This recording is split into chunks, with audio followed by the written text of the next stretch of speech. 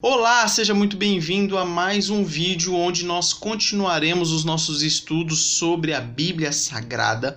Na semana passada nós dissemos que a mensagem predominante da Bíblia é Jesus e hoje nós tentaremos responder a seguinte questão: a Bíblia é totalmente sobre Jesus? E se a resposta for positiva, como nós vimos anteriormente, que é: de que maneira a Bíblia é totalmente sobre Jesus?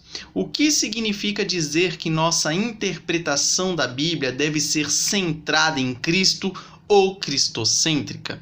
É isso que nós tentaremos responder no vídeo de hoje. Nós temos que ter a atenção de que o centro ou a mensagem principal da Bíblia é Jesus Cristo. Quando nós estudamos o Novo Testamento, é muito fácil perceber isso. Porém, quando a gente estuda o Antigo Testamento, nem sempre é tão fácil assim. Algumas passagens você vai ler e vai perguntar o que isso tem a ver com Jesus Cristo. E no vídeo de hoje nós tentaremos esclarecer essas questões. Vamos começar analisando o Novo Testamento, só para deixar um pouco mais claro que o centro é Jesus Cristo. Nós temos aqui 4 pontos. O primeiro é Jesus como o assunto da revelação. O Novo Testamento ele já inicia com 4 evangelhos. São 4 biografias, vamos dizer assim, de Jesus Cristo. Ali você vê as falas de Jesus, os ensinos de Jesus, o que Jesus fez. Você vai perceber que os 4 evangelhos estão centrados em Jesus Cristo.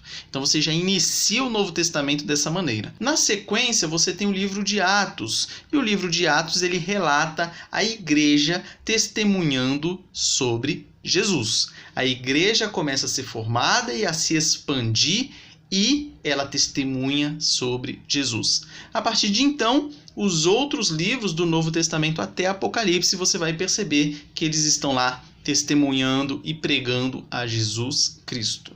Então, você percebe aí que Jesus ele é o assunto da revelação do Novo Testamento. Agora, Jesus como a fonte da revelação. Dele vem a revelação. Onde a gente pode analisar isso? Veja o Evangelho de João, capítulo 14, versículos 25 e 26, que diz assim: isto vos tenho dito, estando ainda convosco, mas o Consolador, o Espírito Santo, a quem o Pai enviará em meu nome, esse vos ensinará todas as coisas e vos fará lembrar de tudo o que vos tenho dito. Quem disse isso foi Jesus Cristo, e perceba o finalzinho. Ele vai fazer, o Espírito Santo vai fazer com que vocês lembrem de tudo o que vos tenho dito. Ou seja, o que Jesus Cristo disse, essa é a fonte da revelação. No Evangelho de João também, no capítulo 16, versículos 13 e 14, vai dizer assim: quando vier, porém, o Espírito da verdade, que é o Espírito Santo, ele vos guiará a toda a verdade, porque não falará por si mesmo, mas dirá tudo o que tiver ouvido e vos anunciará as coisas que hão de vir.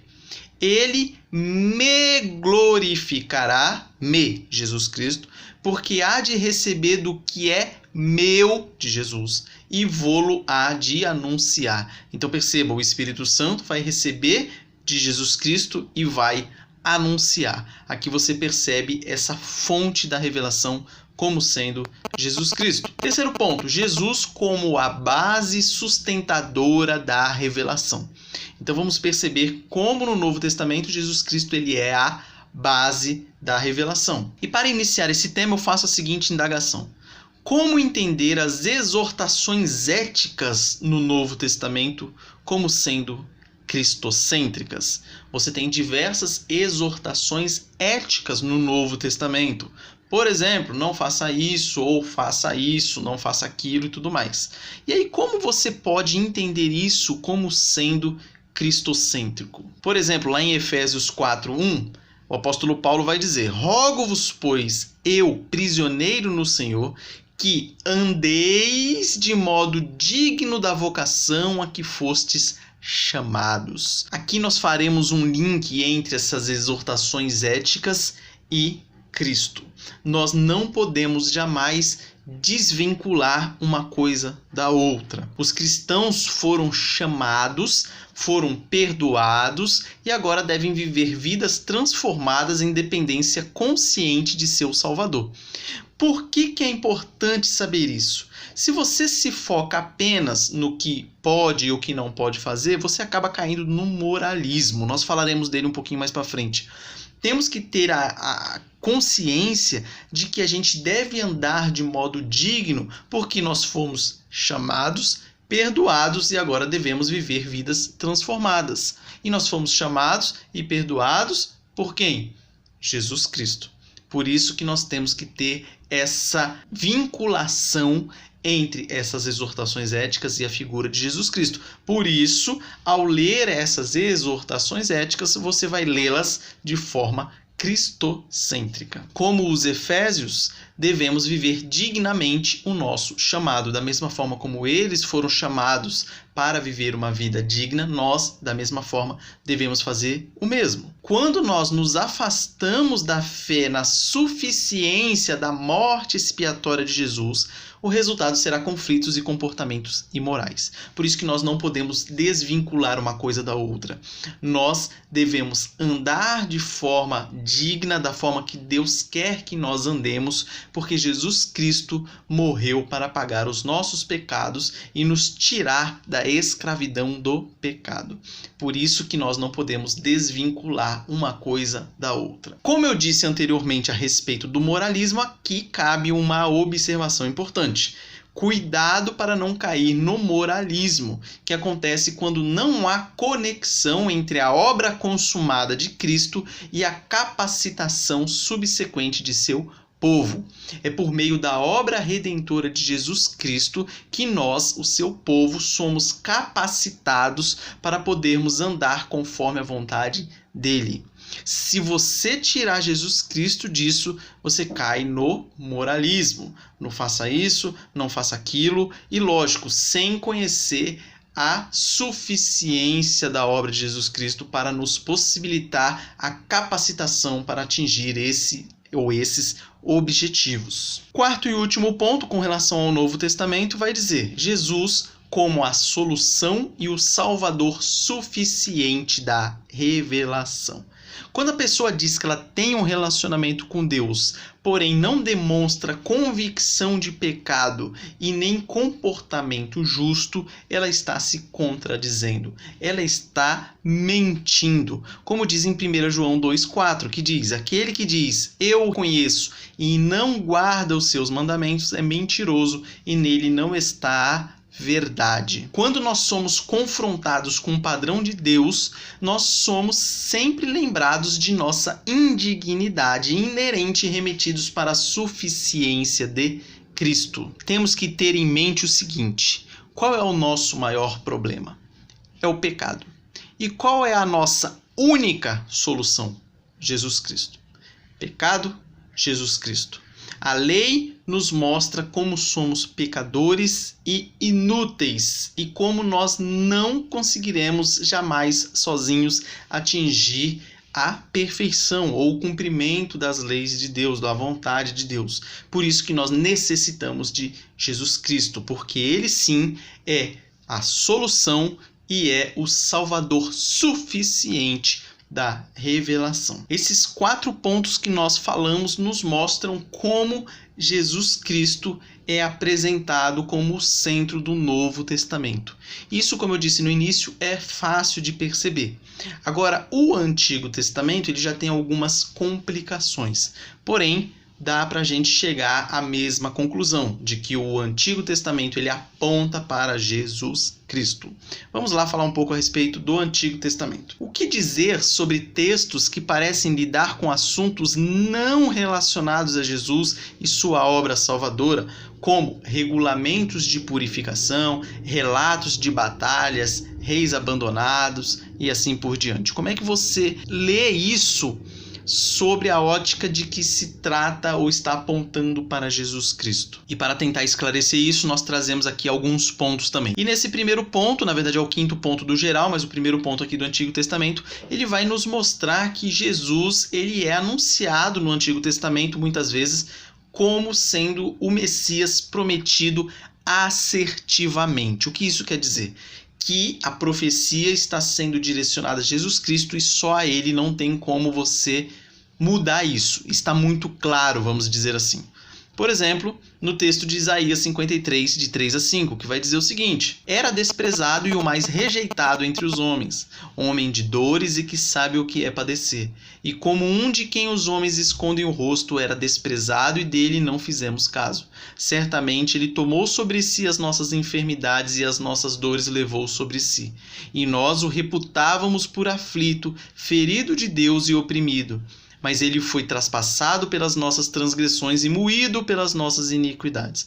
O castigo que nos traz a paz estava sobre ele, e pelas suas pisaduras fomos sarados.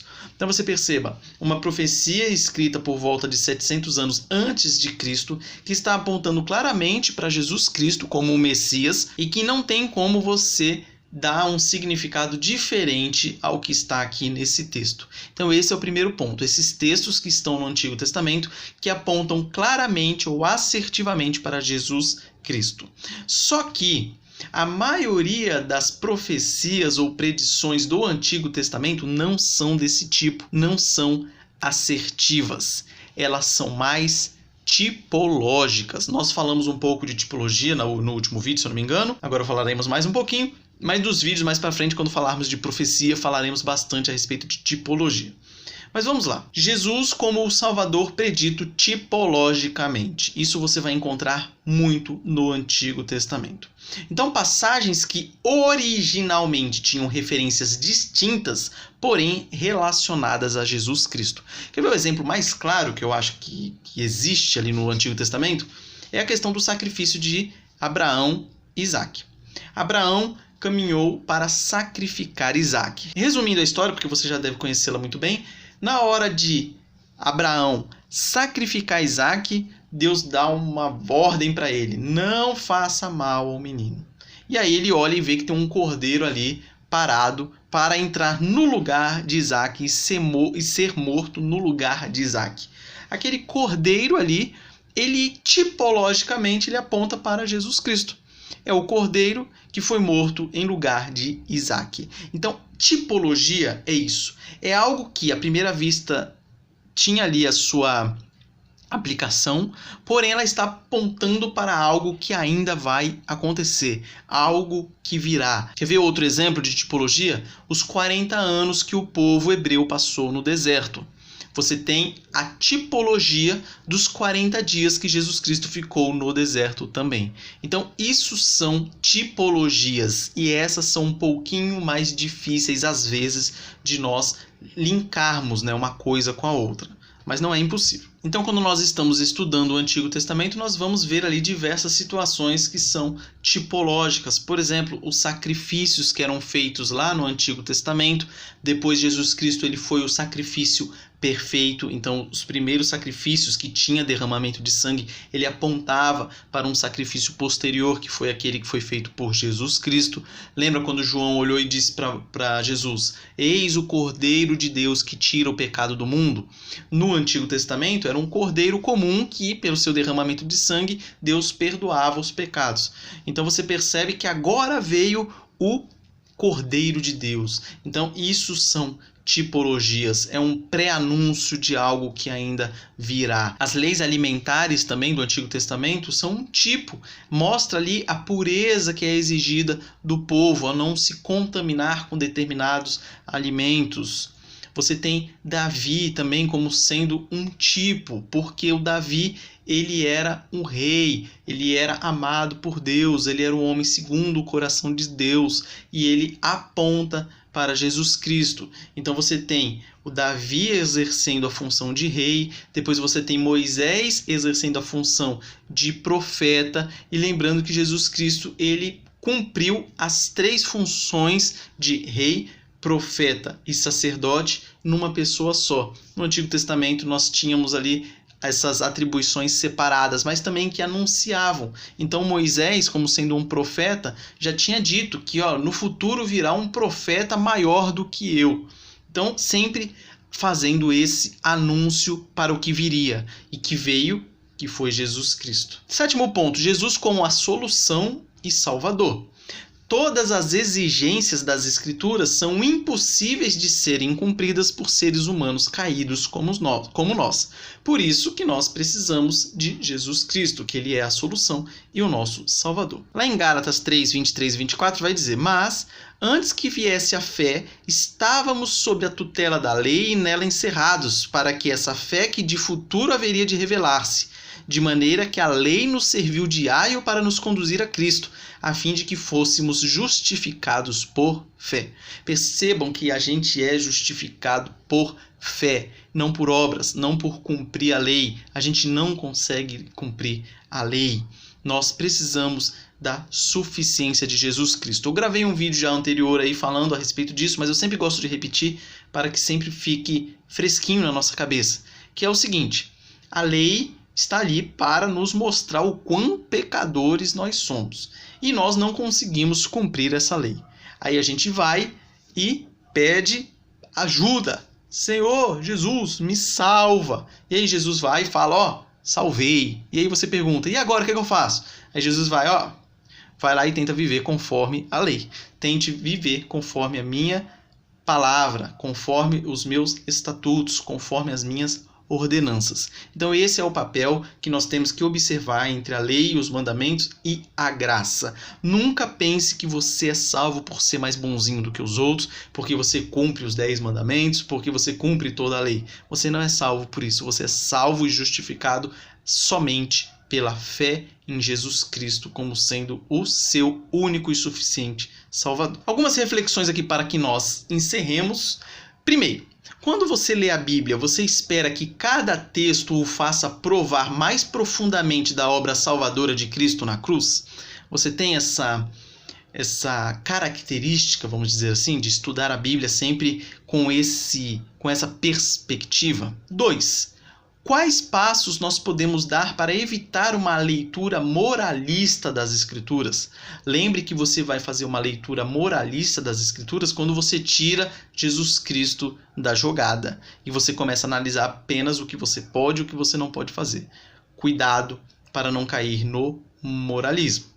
É o que os antigos judeus faziam quando eles batiam na tecla da lei, inventava coisas ali que não estavam na lei, mas isso não vem ao caso, e eles falavam as questões da lei, porém ela estava desvinculada de Jesus Cristo, e aí você cai no tal do moralismo, e por isso, por muitas vezes, Jesus Cristo os chamou de hipócritas. E por fim, como você convenceria um opositor de que a pessoa de Cristo é realmente o tema central e unificador da Escritura? Imagine que você tem algum opositor, alguma pessoa que fale mal das Escrituras ou que fale que Jesus Cristo não é o centro das Escrituras.